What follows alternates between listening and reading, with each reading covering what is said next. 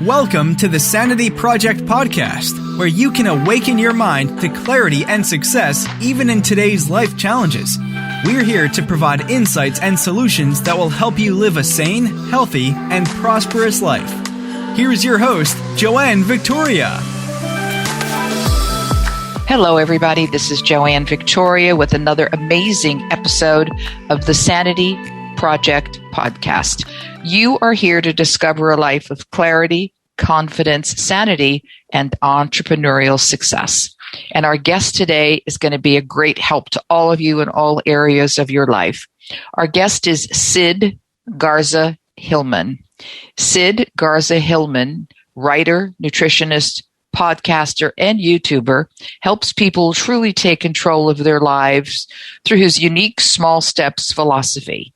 Sid's approach is the exact opposite of quick fixes, diets, and exercise DVDs, focusing rather on the long-term sustainable change and increased self-esteem and confidence in his process.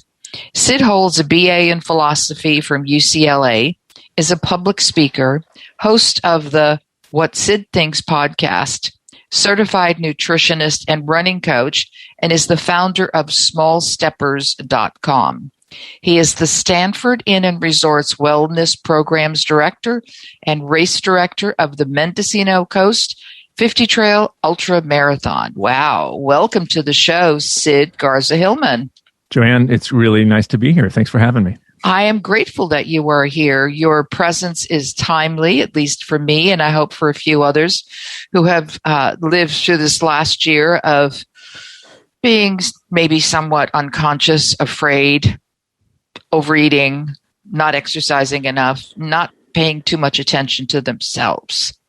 Yep. So you have a few books. One is called Approaching the Natural, a Health Manifesto. Another is called Raising Healthy Parents, Small Steps, Less Stress, and a Thriving Family. And the third, which is what we're going to touch on today, is called 6 Truths. Live by these truths and be happy. Don't and you won't. And since Sid has shared some of these truths with me, I would say, pay attention, people. And how did you get to this place where you are helping people with your small steps philosophy? I got here from failure, frankly, and that was when I became a nutritionist and began working with clients the way I was trained to work with clients, and finding that most of them weren't sticking with my recommendations long term. And so it was frankly me going, well, I think these recommendations are great. They came to me, they're paying me, and they're not sticking with things, past a couple months. So I had to kind of eat a little crow there, not literally, and say to myself, I'm basically handing them a diet, and almost 100% of diets fail. So I didn't want to be part of that model anymore. And so I decided to go back to the drawing board, use my philosophy background, and really think on this and think, okay, what's at stake here? What are they really coming to me for?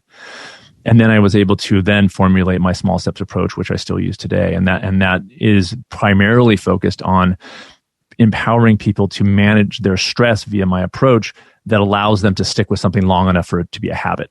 And that's what I wasn't giving people early on. I was failing to give them tools to continue my recommendations, to how to use my knowledge, how to implement my knowledge. That was what was missing from the picture. I was like, here, eat these things around this time. And of course they were like, okay, this sounds great. And they're all excited. And then they fall off the wagon because they got to get back into their normal lives. Well, this approach allows people to make changes while staying in their normal lives. And that is, I think, the ultimate power. They don't have to put anything on hold. They don't have to go to a retreat. They can live their lives. And in many ways, people aren't even realizing what they're doing while they're doing it. It starts off my mantra I've been using lately is mind first, body second. The beginning of this work is very internal. It's very personal. It's very private. And it's not rushing to the body results. It's starting to formulate in their heads what they really want out of their lives, what their ideals are. And then once those things are in concrete, set in stone, written by them, not by me, then they can then say, okay, now I really am clear what I want to do. Okay, now I'm going to start doing these things in this way so that I can really stick to these things and make them long term. Yeah, the body does come in second. I mean, the body only responds to what you're thinking. So if you're not mindful about what you're thinking, things will not change. And then, the body just expands and holds all of the emotions. That's right. That you haven't cleared up. People don't understand that. So could you say that, speak to that for a minute or two? Sure. I mean, look at any magazine that's got flashy diets. What do they show? They show a before and after. They don't show a before and after of the mental state. They don't show a before and after of somebody who's less happy and then somebody who's more happy. What they show is the body because it's visual, and I understand that, but that's what the reality is. We see somebody who is overweight, then we see somebody who is thin, and then we see the headline, which is 21 days or 30 days or some fixed amount of time. What they're not showing is, again, the mental state. What they're not showing is that person able to continue with those new behaviors long enough where they are becoming somebody. One of my writing assignments that I assign my clients is that to write the difference between doing and being.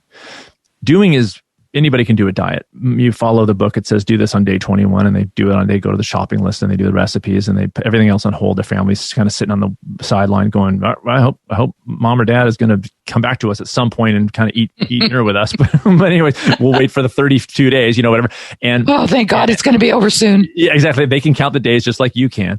And then the days are over and you got to come back to your life. And that is, again, it's like, I almost think that diets don't bother because unless you're able to do the hard work. One of the truths in my new book, there's no substitute for hard work and there never will be. And what I mean by that is if we accept that living a good life, living a happy, fulfilled life takes hard work. If we just accept that, then a large part of the stress of doing that is gone because you're not trying to cause yourself stress by not being stressed. In other words, if you're trying to avoid hard work all the time, that's stressful. So if you just go, yes, you know what? It's just hard work. Having a healthy relationship is hard work. Raising children is hard work. Writing books, doing fulfilling work is hard work. It just is. So if you go like, okay, that's fine. So is becoming somebody who eats a healthy diet. That is hard work. My challenge with clients is that they look over their shoulders sometimes during this work and say, yeah, but look at my friend. They're losing all this weight. I said, yeah, because they have different goals than you do. They're trying to lose weight. You're trying to become a healthy person. Those are they seem related, but they are two very different conversations. One person is only looking at a scale, only looking at a before after photo. Another person is saying, I better watch how much I take on and when, because I don't want to burn out, because that's almost 100% of my clients come to me as a result of after 20 times gaining the weight, losing the weight, gaining the weight, losing the weight, or whatever gains they have, they lose. And finally they come crawling to me and go, I'm so done with this. I never want to do that again. I go, good. Now the hard work begins, but it's the best work because you actually transform in the way that you want on your terms. There's nothing better than that. I think a lot of people have a difficult time aligning with being healthy. They think if they drink green drinks and exercise an hour a day or 30 minutes a day and just do that and then have a reasonable food intake, that they're healthy. They're not realizing that their mind is left out of the equation. And to me, the mind is the most important part. You've got to be in a good space in order to change habits, or even recognize that you have habits that don't work. And is that how some of you're talking with people and teaching and helping them, coaching them? Yeah, I mean, 100%. And what's funny about that is the 6 Truths book is all about happiness. Because even though I touch upon it definitely in my first 2 books, of course, because it's part, to me, like even in my first book, and this turned out to be quoted by a bunch of people, and I don't even know how they picked it up, but it's health. And what's so funny is I don't even have the quote memorized, so I'm paraphrasing myself here, which is totally unprofessional, but it's something like, that's okay. Health and happiness the mind is just as important as the body. You cannot have one healthy without the other. It's both. And what people often do, they go to the body first and they go, well, they're thin, they're healthy. Maybe not. And even if they're healthy, are they happy? Because to me, health of the mind is happiness. Health of the body is physical health. I call the things we put in our heads mental nutrition. I did this in my Approaching the Natural book, physical nutrition and mental nutrition. I separate the two. How are you feeding your mind? How are you making yourself happy? What are the things you're doing day to day? Social media being, one of those kinds of things. And then what are you feeding your body? How are you moving your body? How many people, I see people all the time, you probably have too, that, they don't eat well, but they think, well, then I'll just go beat myself up in the gym. And I'm like, well, wait a second, because you're not eating well. And now you're causing extra stress by beating yourself up in the gym. Mm-hmm. What do you think is going to happen? Right. And so the ultimate goal for me, and the reason why to me health is absolutely imperative, and by health I mean happiness and self-care, is an absolute imperative. I don't care what walk of life you are, hence raising healthy parents, right? Because all parents they have a certain idea of how they want to parent their kids. They have a certain way that they envision themselves raising their children, but they can't pull that off if their health is failing, if they're under too much stress, if they're burning out and they're fatigued. Likewise, if you're a manager of a company or a division or a department, that woman or man might have a very clear idea, ideally, of how they would like to manage, the kind of manager they would be. What's funny about that is another writing assignment I have with my clients. What is your ideal manager? What I'm trying to get them to understand and define is how they would see themselves if they were managing a department. How would he or she manage? They all write the same kinds of things: calm and cool, under control, not reactive, but action, inspiring, way to, able to inspire people, able to help people evolve and grow in their own jobs, all these great things. And then I'm saying, okay, obviously what I'm getting at here is you've got to become, to be happy, that person who manages him or herself that way too. And so first, again, mind first, define those things. Now let's start to implement that knowledge into the world. So it is, to me, it's irrelevant what job somebody does. You do your life better when you feel better. It's not brain surgery. You're a better parent, you're a better spouse, you're a better family member, you're a better friend, you're a better manager, you're more productive when you feel better. Health and happiness should be number one on everybody's plate. But I have a client right now, he's like, look, I have put myself completely on the back burner for years. He has kids and he's just like, back burner. I'm like, you can't do that anymore. You have to be selfish. You cannot, not 100% selfish, but that's what I call in my first book, holistic self-interest, which is taking care of yourself, understanding that you're part of a greater whole, that you can't serve your family, you can't serve your community unless you feel good. The body screams at you when you are not taking care of it, and it will start to suck all the energy out of you, and you can't even do the good work that you want to be doing. Yes, I subscribe to the selfish approach myself, and I tell all of my people who read my blog posts, etc., put yourself first, because otherwise you're going to be coming from an empty well. And if you have nothing to come from, you can't contribute to other people. So you must be healthy of mind and then body all the time. That's right. Okay, free will. That's another thing. Yeah. So, isn't it? Yes, that's another thing. I mean, we have it. We don't know it, but we have it. We would afraid to acknowledge it, and it's all up to us. We are in charge. They need people like you and I to do what we do moving forward, because we need help. And, we look outside of ourselves until we can look inside of ourselves. So why don't you tell our audience, I know they'll buy your book because you're going to talk about it in a minute, but we have one truth. There's no substitute for hard work. And of course there isn't. Yep. And people want it easy, and it's not easy. And even though there are people, for example, all over Facebook, do this and you'll, make whatever at $1 million a month. Yeah. And it's like, yes, after you spend $2 million or something equally ridiculous, because it's just not, even if it's true, it doesn't make any sense, because this isn't about you. This is about them selling their product. So you have to know what you want. Yeah. So when people come to you, what do they say they want, as opposed to what do they truly want? They'll come to me usually with something like weight loss. Something like I want to lose weight, and I've been dieting, and I want a different way to lose weight. And almost the first conversation that we have is, okay, well now if that's true, then I want you to write down, I have a of writing assignment. Again, there's a few writing assignments. That's just what I do. Anyways, and the reason is because I want people to define things in writing, because I call it homework. You call it assignments. So it's like totally true. And so the first thing I do is called the ideal idea.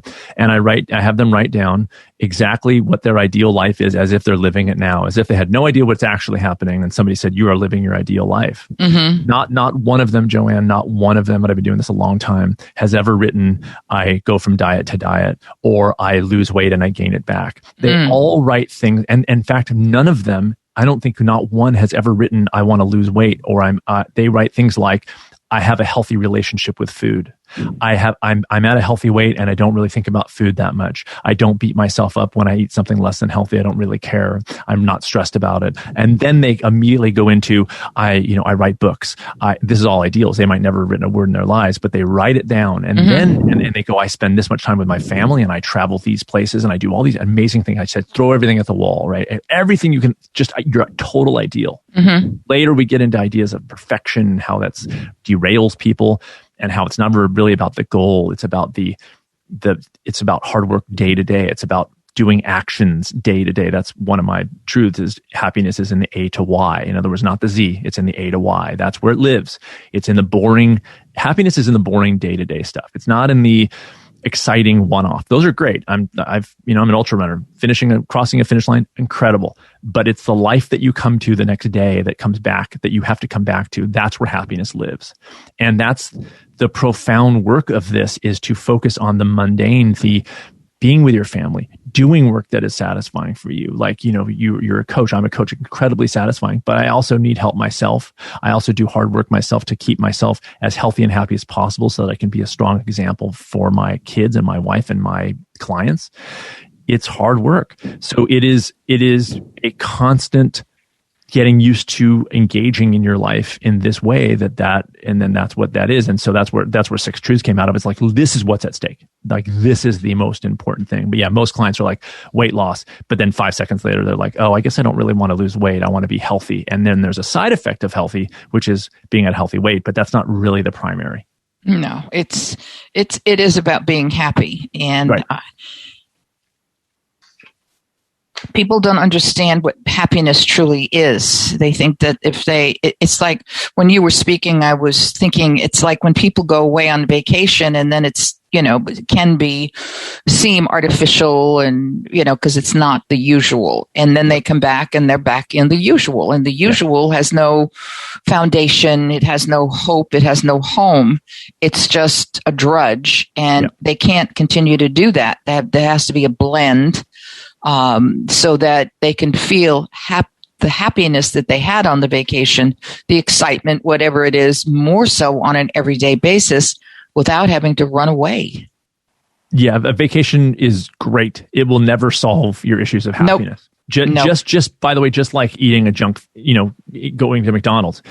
I always say people who, eat a Big Mac and people who eat a salad are both taking, in theory, can be taking actions of self-care.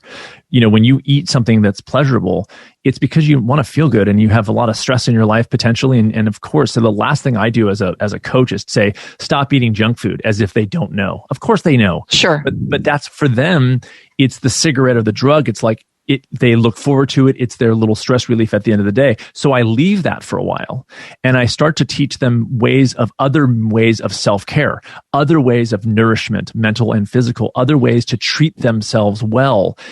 Never do I take ever. I don't even even at the end of the work, it's like, look, have junk food when you want. But if it's a choice and you do it once in a while, it's pleasure. If you do it every day, it's not, you're not addressing what's the underlying issue, which is that you have too much stress in your life and you need that right now. I get it. But your happiness isn't coming until you start to address what actually is at stake here. Yeah. And that is the hard work. What I like is when people don't need junk food as much, right? So it's always like, eat that until you don't need it as much. I don't eat 100% healthy and I'm a nutritionist, for crying out loud. But most of the time, when I have something less than healthy, it's by choice. I feel no guilt or shame around it. I always talk about on my podcast, for crying out loud, I'll have like a single malt scotch. I'll be like, this is such a good scotch on a health kind of themed podcast.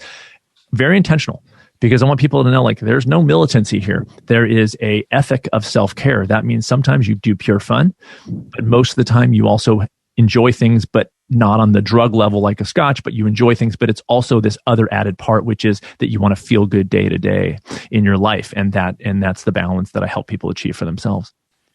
Well, it sounds enlightening, shall I say, that what you do for people and how you help them.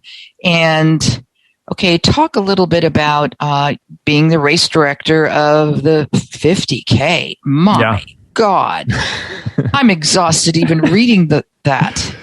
You know, is this something you do year after year, or? Yeah, until COVID hit. It would have been my 5th year in 2020. I had to cancel 20 and 21, but I've got it slated for April of 2022. I just got into ultra running when I was 46. I ran a 50 miler that year and a 50K. And in my training around this area, which is so beautiful, I realized there's a whole huge web of trails here. So I thought there's got to be an ultra around here, and there's not. So I researched it, having never done anything like this before, and crafted my own race. Basically, the race that I would want to run, the ideal race for me if I were an attendee. And it's sold out every year. And the darn thing has sold. I do no promotion. It is last year's, the 2020 race sold out in 25 minutes, and I had 100 people on a waiting list within the next 2 hours. It's super cool. 8 people from 18 states and the UK, and I've had people from Japan and Australia come in to this little town and run this very exclusive. I keep the numbers at 150, no more.